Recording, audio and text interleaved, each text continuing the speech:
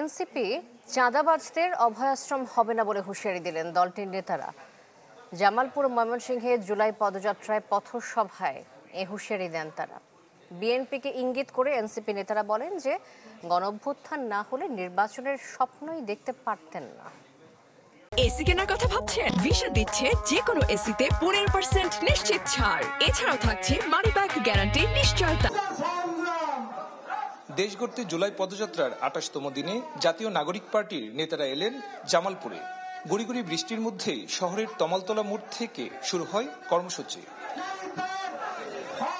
পরে ফৌজদারি মোড়ে পথসভায় নেতারা অভিযোগ করেন নির্বাচন কমিশন, পুলিশ সহ কেউই নিরপেক্ষ আচরণ করছে না। তাই সংস্কার ছাড়া নতুন বাংলাদেশ বিনির্মাণ সম্ভব নয়। আমরা আর ওই ব্যবস্থায় ফেরত যাব না যেখানে প্রধানমন্ত্রীর একচ্ছত্র ক্ষমতা থাকে, যেখানে সে সবগুলো প্রতিষ্ঠানকে কুক্ষিগত করে নিজের পছন্দ মতো ব্যবহার করতে পারে। সেই জন্যই বারবার সংস্কারের কথা আমরা বলছি, আপনারা বলছেন। এনসিপি ও বৈষম্য বিরোধীদের নামে চাঁদাবাজি চলবে না বলে হুঁশিয়ারি দেন আহ্বায়ক নাহিদ ইসলাম। গণঅভ্যুত্থানের পরে এই ব্যানারকে কলুষিত করতে বিভিন্ন দল, বিভিন্ন পক্ষ ষড়যন্ত্র করেছে।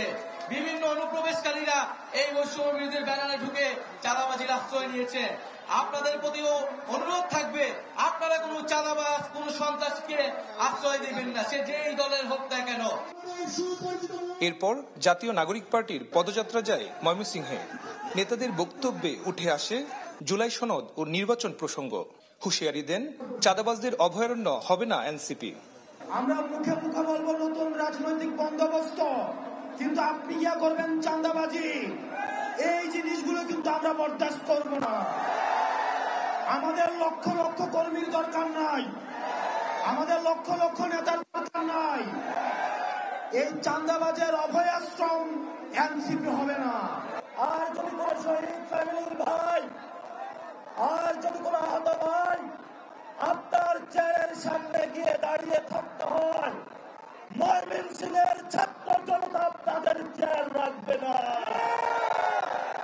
মঙ্গলবার এনসিপির কর্মসূচি রয়েছে টাঙ্গাইল ও গাজীপুর জেলায়। আপনারা শহীদদের রক্তের সাথে ওয়াকআউট করতে পারেন না। সুলতান মাহমুদ কনিক, চ্যানেল 24, ময়মনসিংহ।